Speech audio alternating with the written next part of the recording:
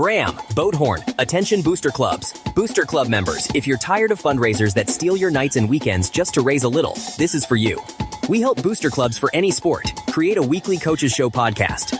Football, basketball, baseball, softball, volleyball, all of it. Fans love it because it highlights the team, the players, and the story behind the season. And here's the part you're going to like. We do all the work. We handle the setup, the recording, the editing, the posting, the graphics, and the promo clips. We even help you package it so local businesses want to sponsor it, and that sponsorship money becomes Booster Club revenue. Your only job? Make the coach available for a short interview each week. That's it. Want the simple breakdown on how this turns into fundraising? Comment Booster to get your Coaches Show fundraising plan. Points he gets a split chair, yeah. I said I cannot pick three. If you're going to have me come in and get three, I cannot do it. These War Dogs, what an unbelievable effort. For a promise of $100, Coach. Yeah, I did slide it. It's coming in the mail. All right, we are joined with Stephenville High School Coach Sterling Doty. Coach, if you'll introduce your 4 student athletes. Yes, here to my left, I got number 33, Caleb Taylor. I got number 40, CJ Spellmeyer. I've got number 70, Colton Durf. And I've got number 45, Hudson Butchee, all 3-year starters for us. They played in a total of, 30 plus 8, 38 plus 6, 44 football games in 3 years. And so, heart and soul of our team, phenomenal effort tonight. Coach, just your thoughts about winning the state championship. You know, our motto this year was be present. I think we have so many distractions in this world as a society. And then as an athlete, you can get caught up in all the other things going on around you, and you're not focused where you're at. So if you're out on the practice field, you're thinking about, something else. You're in the weight room, I'm thinking about the video. Just be where you're at, be present, learn, grow, and get better. And so the challenge today was, hey, here you go. This is your reward. You're here, now go take it. And these guys definitely led the charge for us today, offensively, defensively. Coach, was there something you guys talked about in the half that allowed you to finally break through in that third quarter? I think just clean up some execution. What a great deal to have the ability for the instant replay in the locker room and then have it up top with your coaches. And we're just able to find some things. And then ultimately, we coach better. They go out and execute, and it works hand in hand. And then sometimes we just make each other better. And but man, Coach Dabrowski, our defensive coordinator, coaches our strong safety. Boy, what a great job he's done with this defense, and put up a goose egg in the state title game. Coach, calling some pretty big names in coaching. How does it feel to add to that list of your second championship and bring the 7th to your school? Yeah, so we came in today with 6, and we're leaving with 7, 6-7. Thanks. My guys over there, his hat in his hand. But that was for my wife. I promised I'd do it. Another $100. Boy, you better cut back your Christmas spending. I think that's already done. Very, very, very special. And this group is such a special group for us because, again, we had 9 starting sophomores, 6 on defense, 3 on offense, and the 3-year starters for us to be able to get the job done. And it comes down to their leadership and just leading the way on every single day. Because if you don't do it in practice, in the film room, in the weight room, then when you get to these points, you're not ready for it. Okay. Coach, can you take us into your defensive game plan to hold them to 0 points? I mean, it's a really high-powered offense over there. Yes, and so let's talk real quick just about what we've seen and what we've done. So this group right here is taking on the 3 best teams in 4A Division I. Not every team can say that. Okay, we took on West Plains up there in Lubbock, down 21-7. They gave up 3 straight touchdowns. Guess what they did in the last 2 possessions of the first half? They went turnover on downs. So I had big plays there on 4th down. And so we've played some great offenses, and coming in this one is definitely a big challenge for us. But we felt like if we could stop the run, stop their screen game, there, get the ball to their cats on the perimeter, that we had an opportunity there to slow them down. And tackling, I thought, was great today. And then just playing with war dog effort, which is what we call our defense. Coach, obviously, the last several decades, team has been known for its high-flying offenses, for just high-powered. This was an old-school football game, very physical. Just lean on that run game, lean on that defense. Just this defense has kind of been that all year. That's kind of its identity. Just talk about kind of being able to come out in that kind of game and do what you all want to do. Yeah, so at the end of the day, we've been in some shootouts, right? Been in some shootouts, and then we've been beat Salina in 23. Their loss coming in the season 3-0. And everybody got the text message like, "Hey, what's the app's messed up?" It's at the end of the first quarter. We're like, no, that's the final.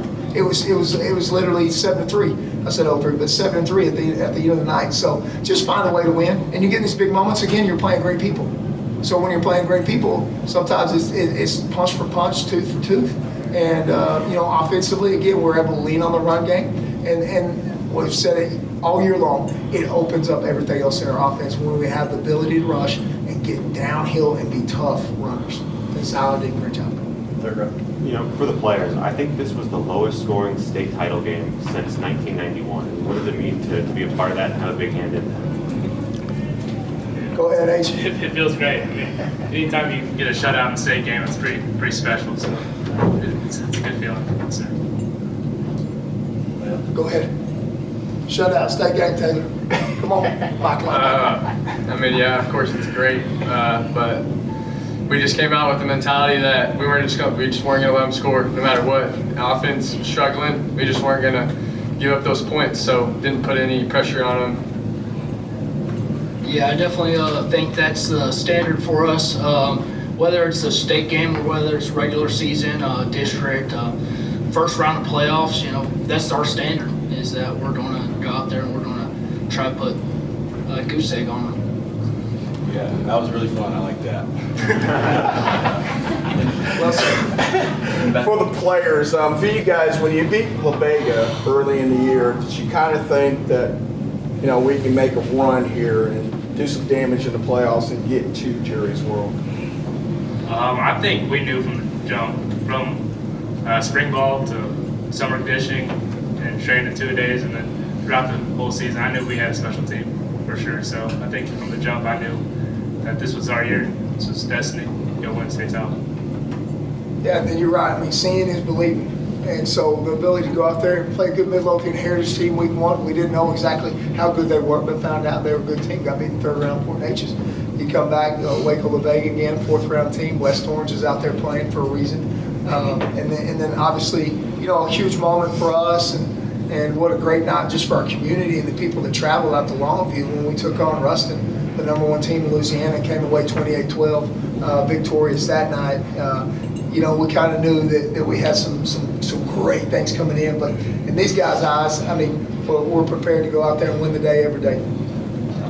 Coach, can you talk about Kilgore's defense and the challenge that they presented to you, how quick they were, and did you make any adjustments at all at halftime? Yeah, 84 stud, so he's going to make it real hard on you to be able to run the football consistently. So you talk about cat and mouse now. It was back and forth. Wherever they put him, we checked opposite.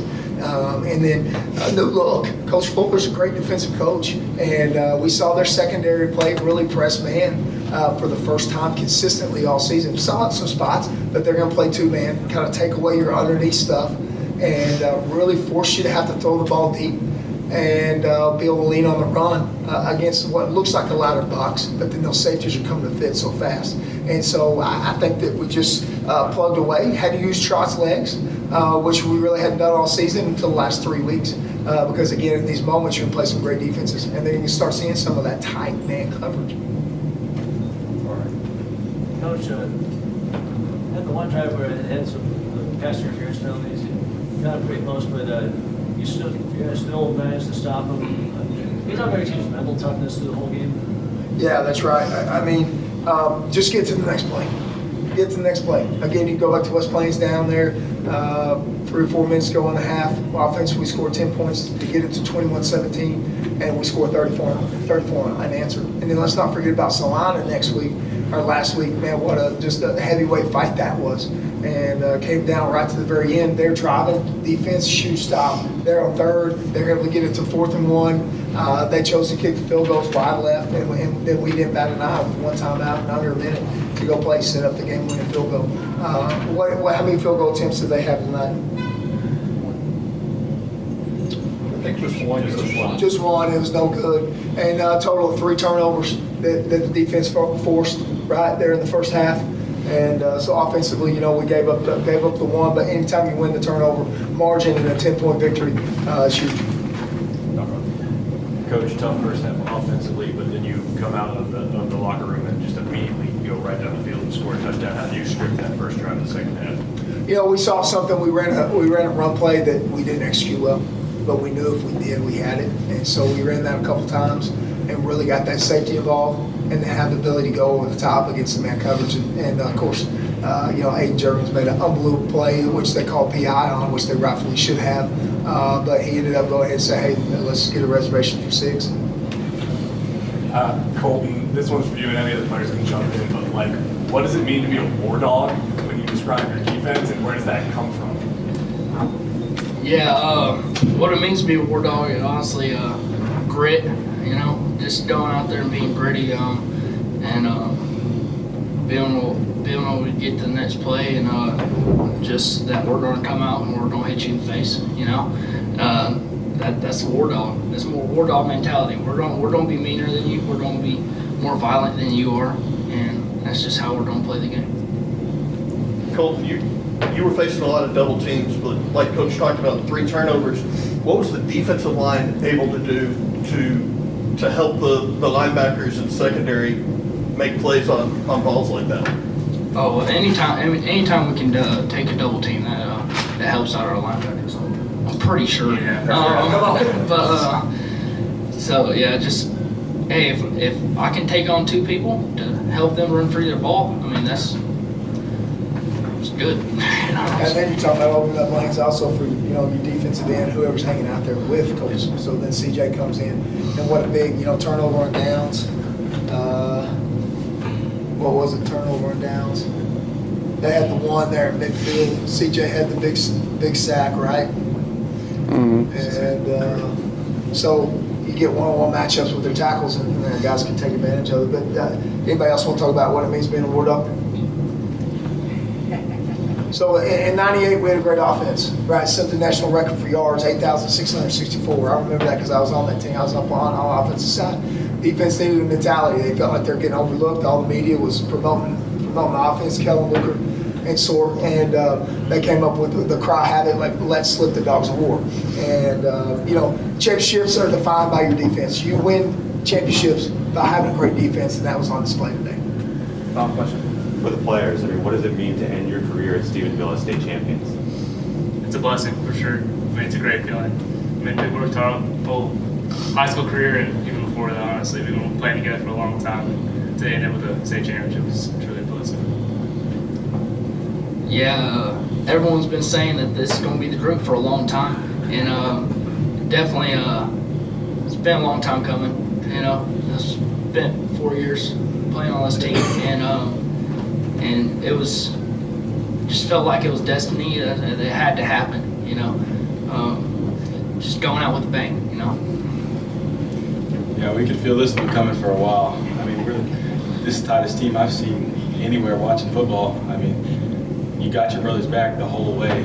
So, if we, I don't know, this is fun. This is it. We can tell. Yeah, it feels great, especially feeling like we missed out the first 2 years of our varsity career, missing a state championship and injuries, and then losing to West Plains and unexpected. It's great to end it this way. There's no doubt about it. Their sophomore year had 3 of the 4 captains that were out with season-ending injuries. Lose to Anna, they go on win state, and then obviously last year. Special group, and you guys, I challenged them about legacy, and their picture's going up in an arena.